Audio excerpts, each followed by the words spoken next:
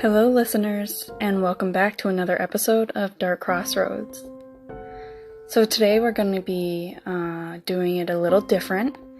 Instead of covering a true crime case, we're going to take a little break, a reprieve, and we're going to dive into a little paranormal, spooky, scary stories. I'm going to read them word for word as they were sent in, and just kind of like sit back, relax, and enjoy the ride.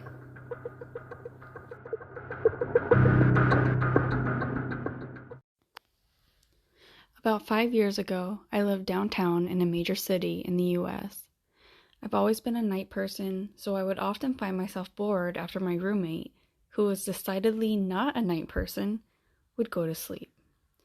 To pass the time, I used to go for long walks, and I'd spend the time thinking. I spent 4 years like that, walking alone at night, and never once had a reason to feel afraid. I always used to joke with my roommate that even the drug dealers in the city were polite, but all of that changed in just a few minutes of one evening. It was a Wednesday, somewhere between 1 and 2 in the morning. Wow, I cannot believe you're walking at 1 and 2 in the morning. Okay, it was a Wednesday somewhere between 1 and 2 in the morning, and I was walking near a police-patrolled park quite a ways from my apartment. It was a quiet night, even for a weeknight, with very little traffic and almost no one on foot. The park, as it was most nights, was completely empty. I turned down a short side street in order to loop back to my apartment when I first noticed him. At the far end of the street, on my side, was the silhouette of a man, dancing.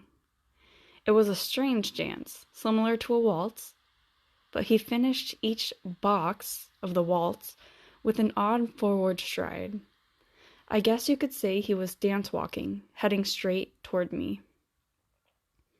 Deciding he was probably drunk, I stepped as close as I could to the road to give him the majority of the sidewalk to pass me by. The closer he got, the more I realized how gracefully he was moving. He was very tall and lanky and wearing an old suit. He danced closer still until I could make out his face. His eyes were open, wide, and wild, head tilted back slightly, looking off at the sky. His mouth was formed in a painfully wide cartoon of a smile. Between the eyes and the smile, I decided to cross the street before he danced any closer. I took my eyes off of him to cross the empty street. As I reached the other side, I glanced back, and then stopped dead in my tracks. He had stopped dancing and was standing with one foot in the street, perfectly parallel to me. He was facing me, but still looking skyward, smile still wide on his lips. I was completely and utterly unnerved by this. I started walking again, but kept my eyes on this man. He didn't move.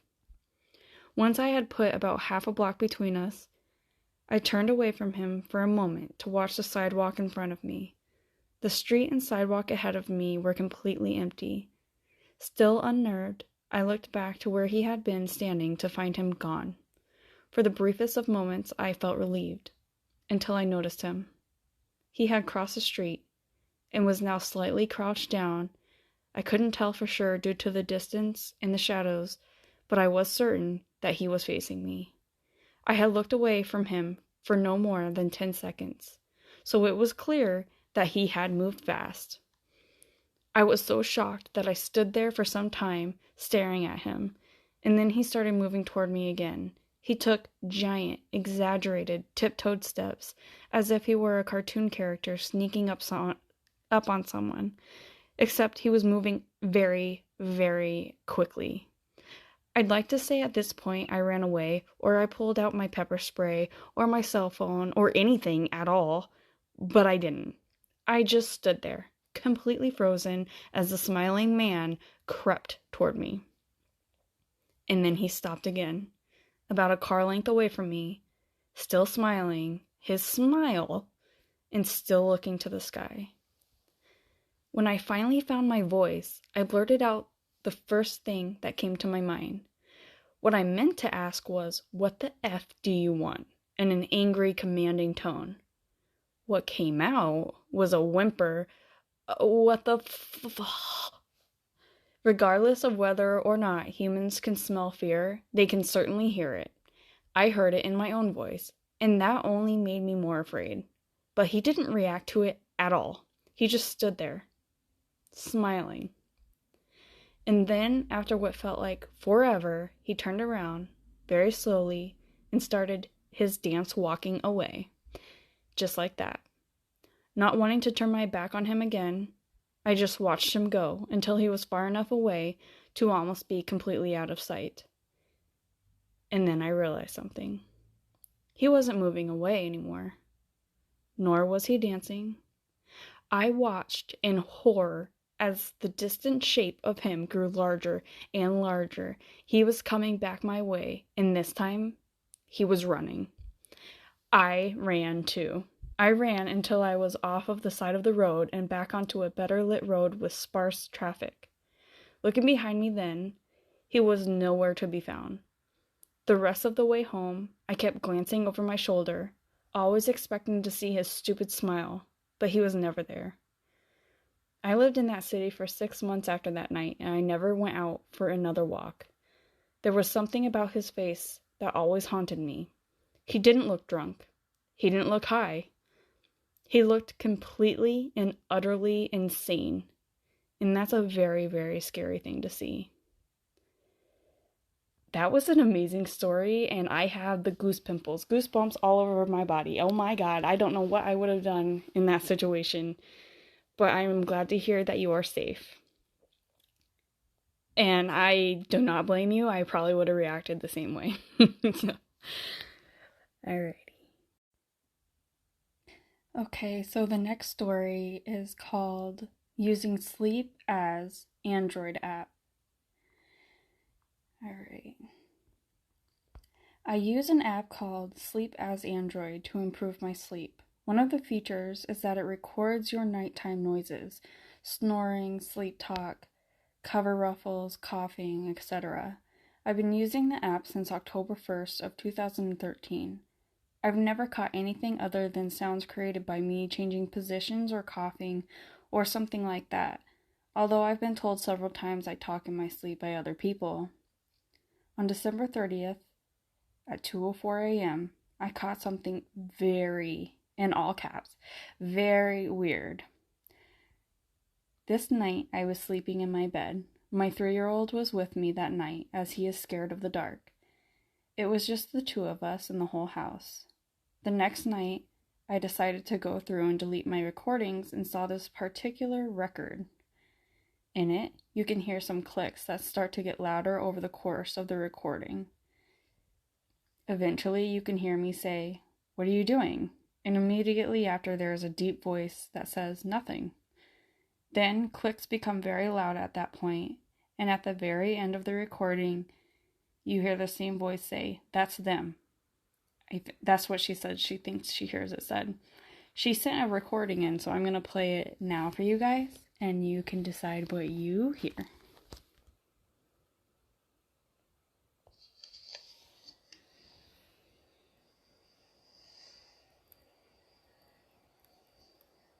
What are you doing?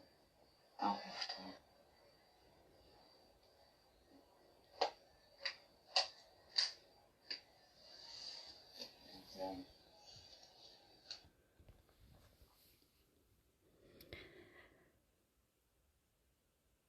The clicks become very loud at that point, and at the very end of the recording, you hear them say, oh, I just read that part. Blank that out. I'm pretty creeped out by this. I don't remember being awake that night. The only plausible explanation is that I answered my own sleep talking, but the voice doesn't even sound like me or something I could emulate. It definitely doesn't sound like a voice my preschooler could emulate either. I have no idea what the clicks could be. I keep a fan going at night for white noise, but the clicks sounds like they're coming from right near my phone, which is placed right by me on my bedside table. I want to say I've picked up the clicks a few times on recordings before, but I deleted them thinking it was nothing. This is the first time I've ever heard anything, though. I have caught no more voice recordings since then. I have also beefed up my home security, changed locks, that kind of thing. This happened 4 months ago. Since then, I have had no more weird voice recordings, but there were 1 or 2 instances with the clicking noises waking me up at night. During one of those times that it woke me up, I sat up and I tried to hear where the sound was coming from, even though I was pretty scared. The sound seemed to be coming from the area of my fan, about 12 feet away from my bed, but the closer it got, it started to fade away. When I got to my fan, it wasn't coming from my fan at all that I could tell, and it just stopped. Very weird. Also, I took someone else's advice and walked through my house shortly after the final clicking and asked that whatever it was, please leave my house, and that my son and I were scared. I felt like a complete ding-dong doing this, but I was up to trying anything, and I'd say weird has happened, but for about 3 months. I'd say nothing weird has happened for about 3 months now. I am completely fine with that. This experience really messed me up for a while. I no longer live in the house, so no more updates.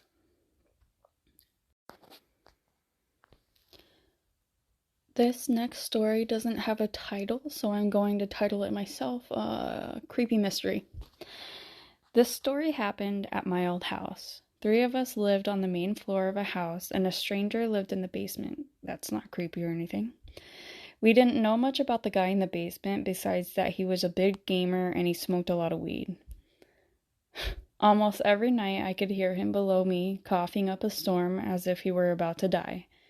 I would hear this quite often, and I began to realize this wasn't really directly below my room. He appeared to be coughing in a room under our garage. Sure enough, my roommate and I went to the garage and jumped up and down and could hear the hollow room below us. Eventually, this guy decided to move out, and we were able to move our friend into the basement. It would be our first time down there, and I was excited to see this weird room under the garage. Our friend took us into the laundry room, which was under my room, where we discovered a creepy little red door that led to a cement room filled with trash and old furniture. It was basically a dungeon. This is where he smokes weed every day. It was full of mold and seemed dangerous to breathe in the air. Not the exciting room that we had hoped for. Our friend didn't understand our need to see the weird room because he was pissed off at the state of the apartment. I was surprised, since it appeared the other guy moved out and our friend moved right in after a day later. Not much time to clean. But then my friend told me that the guy had been gone for 2 weeks already and nobody had cleaned it. I thought about this for a moment and immediately got a cold chill down my back. The last 2 weeks this guy was gone. But I could still hear the horrible coughing coming from the creepy room. This next story is titled Never Staying Home Alone Again. This story happened a few years ago, and I am sad to say that it is a little bit like The Ring.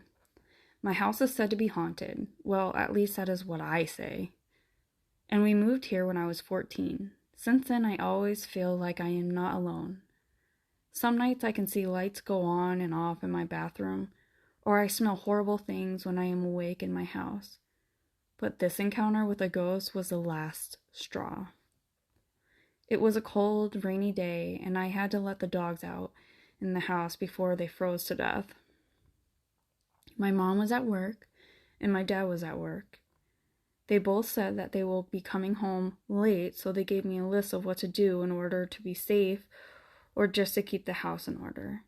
But the list was long, and I was not looking forward to doing all this stuff when I could be having fun playing around with nobody home. When I was watching TV, I started to get the feeling like I wasn't alone after all. I felt a cold chill on my back, and at the corner of my eye, I started seeing shadows.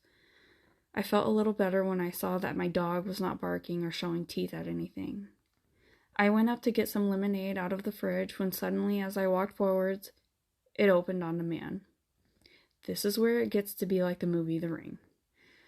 So anyway, I walked around the counter in the middle to see if I could see anything in the fridge. Nothing was there, so I just walked over there and I closed it. But then I felt stupid because my lemonade was in there. After I got the lemonade, I sat back down and I watched more TV. As I started taking a sip, I could see in the reflection of the glass in my kitchen. I looked at the glass, trying to see the kitchen fully now. And what I saw next made me have nightmares for a very long time. Looking at the glass, I suddenly saw this black creature run straight across the kitchen counter. I gasped, and right as I gasped, my dog jumped up and started barking like crazy and showing him warning teeth. I jumped up with all feet and arms on the couch, watching my dog. This is when it started getting really freaky. All of a sudden, my dog starts moving his head like he was watching something dance or run. His head is moving across the ceiling and then back down to the kitchen counter again. Then my dog moved his head and stared straight at me. I screamed because I knew that this ghost was either right beside me or right behind me. I ran to my room upstairs and I locked the door. I started crying out of fear and listened to my dog bark like crazy. Then, all of a sudden, the barking stops. My bedroom is big, but my bed is right in the corner near the window and the closet. I was sitting under the covers waiting to hear my dog bark again. It was all quiet, and then I hear my dog scratching and barking even louder now at my door. There was only one meaning to this. The ghost was now in my room. Next thing I know, I was woken up by my mother on the kitchen counter. She asked me what had happened, and I told her the whole story. She then asked me why I was on the kitchen counter. I told her that all I remember was passing out in my bed. She looked at me and smiled, and then she said, "It's okay now, sweetie. Everything's fine now." Okay, this is going to be the last story because I'm in a very spooky mood and a very spooky room, and I'm starting to creep myself out. So, last one, and then on to other things. The title of this one is The Mummy, the Children, and the Scary Man. Okay. When I was around 6 or 7 years old, we lived in a duplex in the middle of town. My memory is a little hazy on the layout of the house because we didn't live there long due to the amount of activity, but I do remember that there were 3 floors. The top floor had 2 rooms. One was my parents' and the other was mine and my little sister's. The main floor was the kitchen, living room, and another bedroom. Below was the basement where my dad had painted a Native American portrait on the ground. That is really cool. One night, shortly after moving in, my little sister wakes me up and says she has to use the restroom, but the man in the corner is scaring her, and she wanted me to come with. Being half asleep, I grabbed her hand and go. We get back to the room and she says he's under the bed now and starts crying. We turn around and get our dad and tell him there's a man in our room and he's hiding under the bed. My dad grabs a bat. My parents used to play softball. That's so funny. And thoroughly checks the room and tells us there is no man and to go back to bed. This, unfortunately, was not an isolated incident and happened multiple times. We ended up switching rooms with my parents because of this. After the room swap, I would wake up and hear crying as if somebody were in pain. Annoyed by being woken up, I would go downstairs to sleep on the couch in the living room. One morning, my dad asked me why he kept finding me on the couch, and I told him, "The mummy upstairs is too loud, and the children down here sing me to sleep." Now the basement was the most terrifying place I have ever been in, and still have nightmares about it to this day. The basement door would open and close on its own, even if it was locked. It wasn't pressure change causing the door to open. You could lock it and jiggle or shake it every which way, and it would not budge. When it was unlocked, you could very easily open or close the door. You could feel a heaviness and negativity down there. Being a child, I thought it was because I was afraid of the dark, like most children are. I don't think so. I think that you were a child and you sensed it. I think children are very vulnerable to paranormal situations. It felt like someone was just one step behind you, and if you stopped suddenly, they would bump into you. Anytime we had to go into the basement, we ran the entire time, and I say we because no one ever went alone. The worst experience I had down there was when my mom and I went to grab some vegetables, and we were heading back upstairs. As soon as my mom had walked out the door, it slammed shut, and I felt something grab my leg and pull me down the stairs into the center of the room over the painting. What? Ugh. My mom was trying everything she could to open the unlocked door to no avail. Screaming and crying, I got up and ran back up the stairs, and the door popped open. I know it's a possibility that I slipped when the door slammed, but it doesn't explain being pulled to the painting. After that, I refused to go into the basement. When I was older, around 15, I asked my mom if she remembered all the activity in the house and the basement incident and why Dad had painted on the floor. She said she remembered that and that it was the most terrifying thing that she had experienced. She said after some digging, she found out it was built where a hospital used to be. The third floor was the ICU, and that a man died from severe burns that covered 90% of his body. The main floor was a TB ward where many children died from the illness, and that the basement of the hospital was the morgue. She then went on to say that Dad painted over a pentagram the landlord couldn't get 100% off from cleaning and scrubbing. He gave my dad permission to paint the portrait because the landlord was Native American. According to the landlord, the previous tenant had hung himself in the center of this pentagram. In his suicide note, he said he was sacrificing himself to Satan to rule at his side in hell. I asked them why they would move us in knowing a man had committed suicide in the name of Satan. My mom said the landlord had the house cleansed before they moved in, and financially it was the only option they had, or else they would be homeless. I did look into it and found that a hospital was on the land before they built a bigger and more efficient hospital, but I couldn't find anything on the satanic suicide.